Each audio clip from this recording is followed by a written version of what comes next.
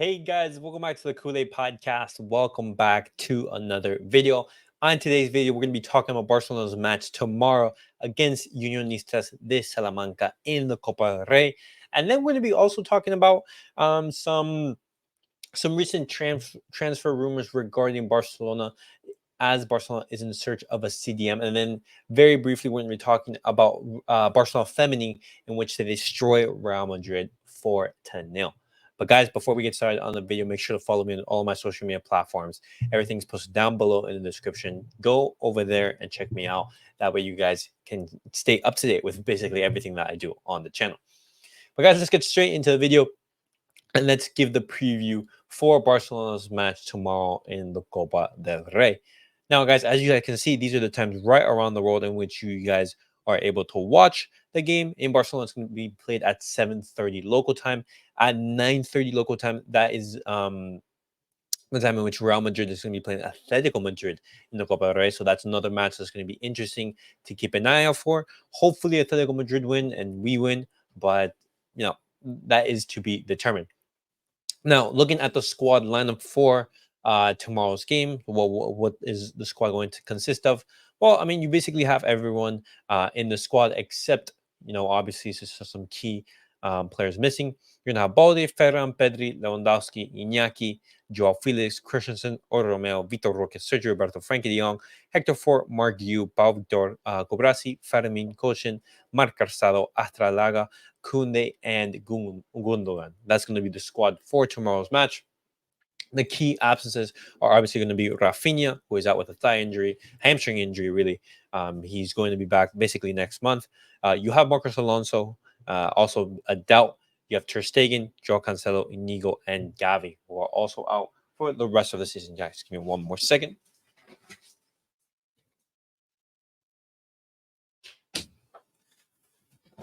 Sorry, my dog was right there.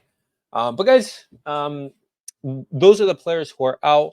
And looking at the squad lineup for tomorrow, I think that Barcelona's going to go strong. Probably that Barcelona's going to win. Wow, look at that, 20%. Oh my god, we're playing against a third division team, guys, and they have a 20% probability of advancing. That's sad. But definitely, I understand that prediction, especially taking into account that Barcelona is in such a bad run of form at the moment. But overall, looking at the squad lineup that we can expect for tomorrow, I'm expecting the strong Barcelona lineup. Hopefully, we do see the inclusion of Christensen in that CDM role. That is what I want to see, and it's a perfect chance for Xavi to experiment and see what works. Looking in goal, it's most likely going to be Iñaki Peña in goal. The back line is probably going to be Balde, Kunde, Araujo, and possibly Hector Fort as well. He played well against Barbastro. Hopefully, he plays again. In the midfield, as I said, hopefully it's Christensen, Frankie, and Gundogan. Pedri, he's not going to start in this game. But I want to see Fermin Lopez. Maybe you rest Gundogan, you play Fermin Lopez, and up top you're most likely going to see Joao Felix. Hopefully we see not Lewandowski, Vitor Roque start in that match, and Ferran Torres. That's most likely going to be the lineup. Hopefully that's the lineup that Xavi runs out with. But let's look at Xavi's words ahead of the game. Xavi spoke in his press conference before the cup match against Unionistas. When Barcelona signed me as a coach, the objective was to finish in the top four. We eventually finished second. We did better than expected. This is true.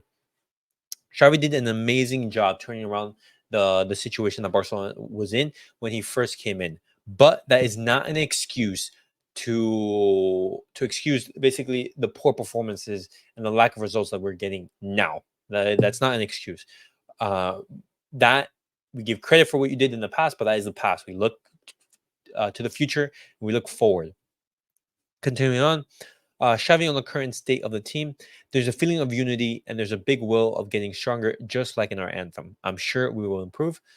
Let's see. Tomorrow's a perfect opportunity to just go back to winning ways, win against Unionistas, and make it a comfortable win. Make it a comfortable win to boost that confidence in order to build for what's left of the season.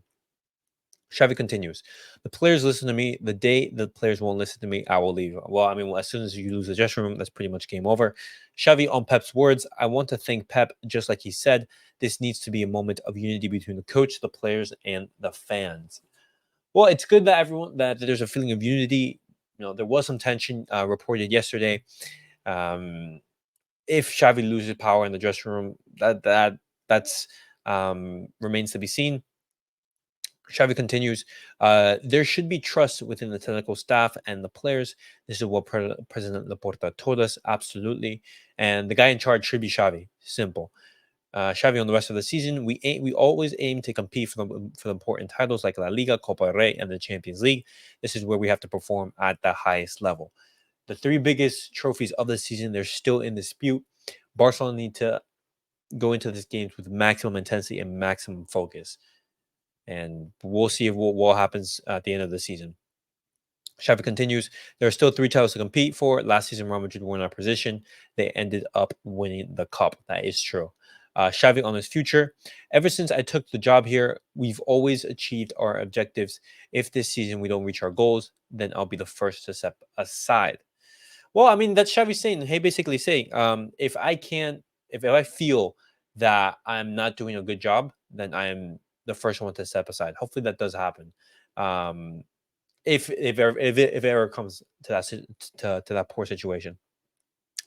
Xavi on Gavi's absence. We miss Gavi a lot against Real Madrid. He's the heart and soul of this team.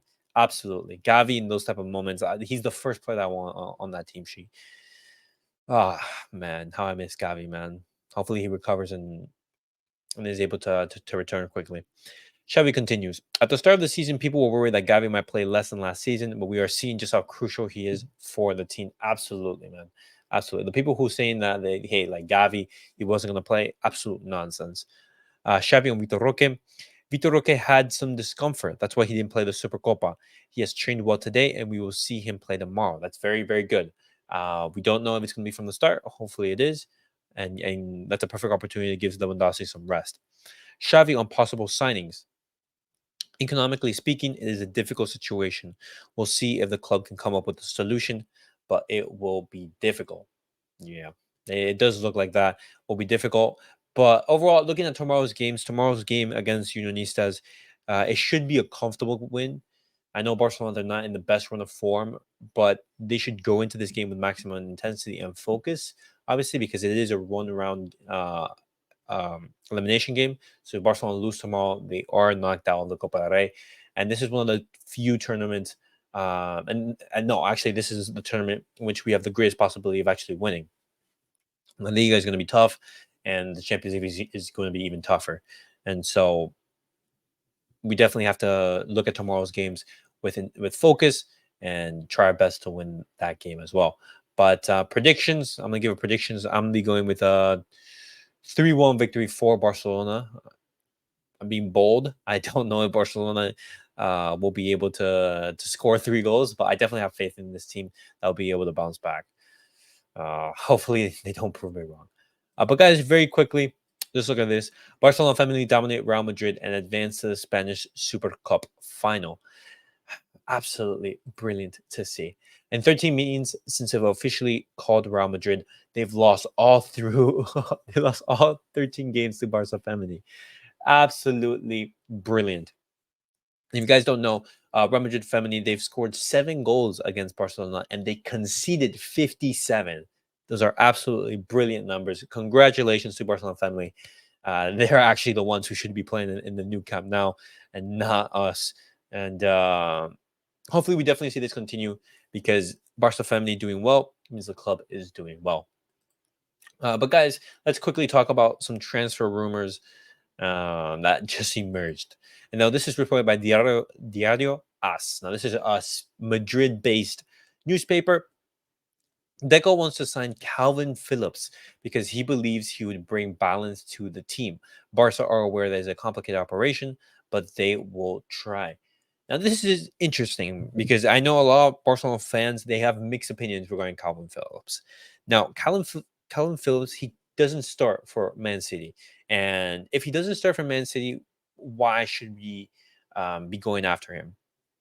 But at the same time, I'm thinking, hey, They have Rodri in that position, and I don't. Calvin Phillips is nowhere near the level of Rodri. And I know that Barcelona, they're in desperate need of CDM. And if we can get Calvin Phillips on a loan, then it would be worth a shot.